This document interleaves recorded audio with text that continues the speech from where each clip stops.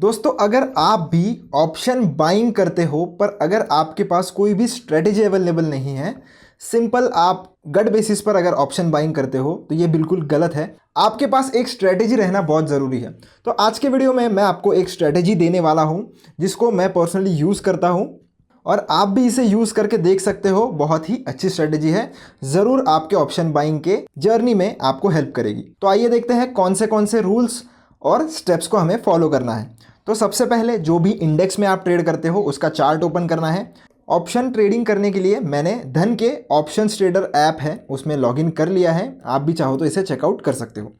तो निफ्टी 50 का हमें चार्ट ओपन करना है तो आपको ऊपर ही निफ्टी 50 यहाँ पर देखने के लिए मिल जाता है। अगर आपको दूसरे इंडेक्स में ट्रेड करना है तो वो भी आप कर सकते हो।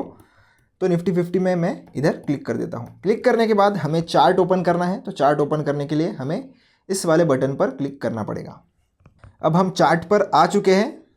चार्ट ओपन होने के बाद इसे हम पहले लैंडस्केप मोड में कर लेते हैं। इसके लिए मैं इस वाले बटन पर क्लिक करूंगा ताकि आपको विजिबिलिटी जो है वो थोड़ी अच्छी मिल जाए और चार्ट भी आप अच्छे से एनालाइज कर सको। तो सबसे पहले आपको एक चीज़ करनी है कि इसकी जो टाइम फ्रेम है वो 5 मिनट्स पर सेट करनी है, क्योंकि हम इंट्राडे में ट्रेडिंग करने वाले हैं। तो 5 मिनट से छोटी वाली जो टाइम फ्रेम है वो तो हमें यूज़ नहीं ही करनी चाहिए अगर आप एक बिगिनर हो स्ट्रिक्टली। तो 5 मिनट सबसे पहले आपको टाइम फ्रेम जो है वो लगा लेनी है। कैसे लगाएंगे, ये जो आपको छोटा एरो दिख रहा है इसके ऊपर आप क्लिक कर सकते हो और उसके ऊपर जैसे आप क्लिक करोगे आपके सामने डिफरेंट टाइम फ्रेम्स आ जाती है। 5 मिनट्स आप सेलेक्ट कर लीजिए, 5 मिनट्स का कैंडल आपके सामने आ जाएगा। अब सबसे पहली चीज़ हमें ये करनी है कि 9 और 15 मूविंग एवरेज एक्सपोनेंशियल हमें लगाना है। काफ़ी जनों को ये स्ट्रेटेजी पता भी होगी पर एक बार फिर से देख लीजिए कि कैसे इसे यूज़ करना है। 9-15 EMA इस स्ट्रेटेजी का नाम है, क्योंकि हम 9-15 EMA दोनों चीज़ इसमें यूज़ करते हैं। तो ये जो FX वाला जो आपको बटन दिख रहा है इसके ऊपर आपको क्लिक करना है। इस पर क्लिक करोगे आपको सर्च करना है मूविंग एवरेज। तो आप देख सकते हो जो सेकंड ऑप्शन है मूविंग एवरेज डबल, ये वाला हम लगा लेंगे। अब ये जो मूविंग एवरेज हमने लगाया है दोस्तों ये 14 और 21 का है, ये आप यहाँ से देख सकते हो। तो इसे चेंज करना है हमें और सेट करना है 9 और 15 पे। तो चलिए इसको चेंज कैसे करना है। तो ये जो नाम दिख रहा है आपको मूविंग एवरेज डबल, इसके ऊपर एक बार आपको टैप करना है। जैसे आप टैप करोगे आपके सामने ये सेटिंग्स वाला जो ऑप्शन है वो आ जाएगा, उस पर आपको क्लिक करना है। फर्स्ट पीरियड पर आपको सेट करना है 9 और सेकेंड पीरियड पर हमें सेट करना है 15। और ये जो मेथड है उसे सिंपल से हटाकर हम कर देंगे एक्सपोनेंशियल। यहाँ पर स्टाइल में आकर आप कलर्स भी इसके चेंज कर सकते हो अगर आपको करना है तो। जैसे कि ये ऑरेंज कलर का है तो इसे मैं रेड अगर करना चाहूँ तो यहाँ से मैं इसे रेड पर चूज़ कर लेता हूँ और नीचे जो ब्लू है उसको मैं ब्लैक कर देता हूँ। तो अब हम जैसे ही ओके पर क्लिक करेंगे आप देख सकते हो ये जो कलर के जो चेंजेस हमने किए थे या जो भी सेटिंग्स की थी 9-15 की वो आ गई है। अब देखते हैं कि क्या स्ट्रेटेजी है और कैसे हमें इसे फॉलो करना है। तो सबसे पहले आपको 3 कैंडल स्टिक्स पैटर्न को ढूंढना है। कौन सी है, तो एक होगी हमारी बुलिश हैमर जो कि कुछ इस प्रकार से दिखती है। तो ये जो बॉडी होगी वो ग्रीन रहने वाली है क्योंकि हम बुलिश पैटर्न यहाँ पर आइडेंटिफाई कर रहे हैं।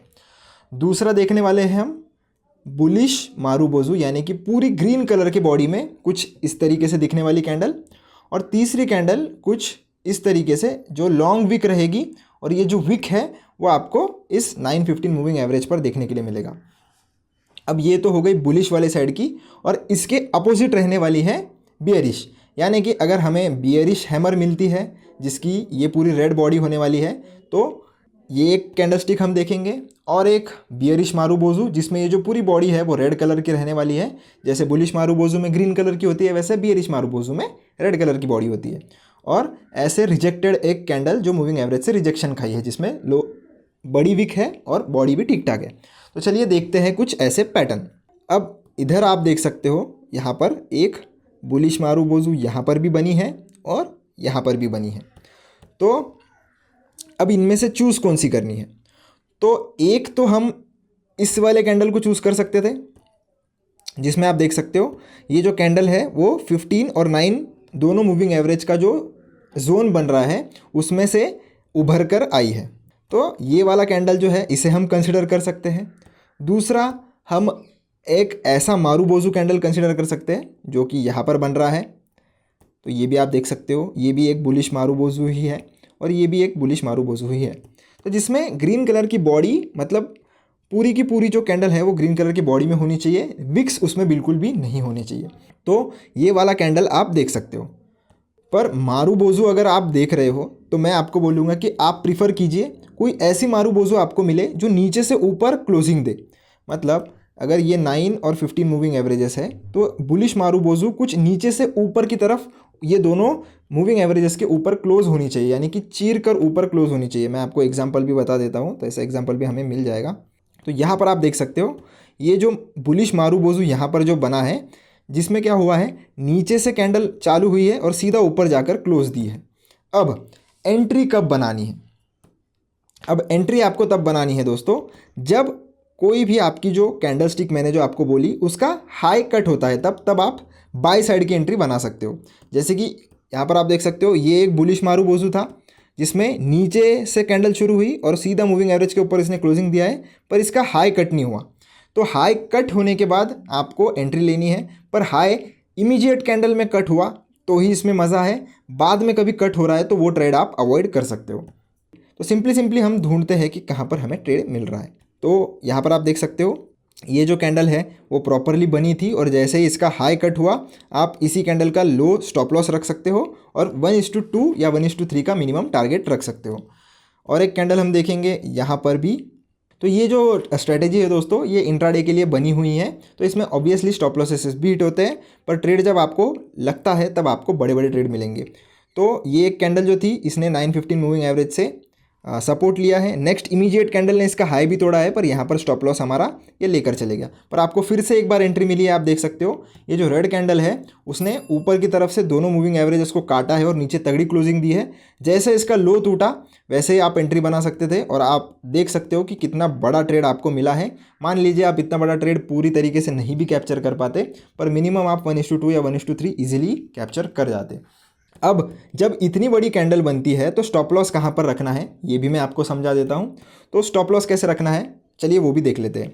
तो स्टॉप लॉस वैसे तो आपको जो भी आपकी एंट्री कैंडल है, यानी कि जैसी ये हमारी एंट्री कैंडल थी, इसका जैसे ही लो टूटा हमने इस पर एंट्री ले ली।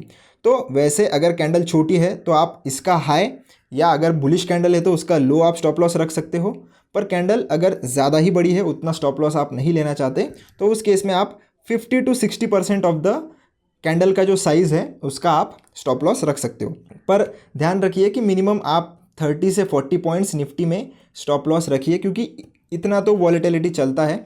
और मैं आपको सजेस्ट करूंगा कि आप सिर्फ at the money strike prices पर ही ट्रेड कीजिए। अगर आपको नहीं पता एट द मनी क्या होता है तो आप चैनल पर वीडियो पड़ा हुआ है, उस पर मैंने eight the money, in the money, OTM ये सारी चीज़ें बताई है। क्योंकि एज अ बिगिनर आपको एट द मनी में ही ट्रेड करना चाहिए, क्योंकि इसमें आपको लिक्विडिटी भी अच्छी खासी मिल जाती है और प्राइस डीके होने का ज़्यादा डर भी नहीं होता।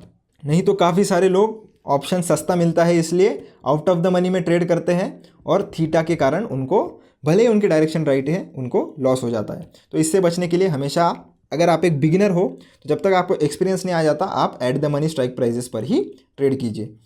और एक एग्जांपल हम देख लेते हैं। इधर आप देख सकते हो कि एक बियरिश कैंडल बनी है जिसने 915 मूविंग एवरेज के जोन से रिजेक्शन लेकर एक अच्छी रेड कलर में हमें क्लोजिंग देखने के लिए मिली, यानी कि बियरिश क्लोजिंग देखने के लिए मिली। तो जैसे ही इस कैंडल का लो कटा, यहाँ का स्टॉप लॉस हम देख सकते हैं कि कितना पॉइंट का है, लगभग 720 से लेके तो 760, तो 40 पॉइंट की ये कैंडल है। तो 30-40 पॉइंट्स का हम स्टॉप लॉस दे सकते हैं। तो यहाँ का स्टॉप लॉस रख के आप इधर एंट्री अगर बनाते तो ईजिली 1:2 का आपको टारगेट मिल जाता, बल्कि बड़ा ही मिल जाता। तो दोस्तों कुछ इसी तरीके से आप ट्रेड्स ले सकते हैं। पर कुछ इतनी बड़ी जब कैंडल बन जाती है तो इस केस में आप ट्रेड अवॉइड भी कर सकते हो, क्योंकि इतनी बड़ी बड़ी जब मार्केट में वॉलेटिलिटी आती है तब आप अगर एक बिगिनर हो तो आप थोड़ा दूर ही रहिए। जब मार्केट स्टेबल हो तभी आप जो है वो एंट्रीज प्लान कर सकते हो। तो आशा करता हूँ 915 की EMA की स्ट्रेटेजी आप कैसे यूज़ कर सकते हो आपको समझ में आ गया होगा। वीडियो पसंद आया हो तो लाइक शेयर सब्सक्राइब जरूर से चैनल को करना। अगर डाउट आता है कोई स्ट्रेटेजी में तो वो भी कमेंट सेक्शन में आप ज़रूर पूछ सकते हो। मिलता हूँ आपसे नेक्स्ट वीडियो में। शुक्रिया।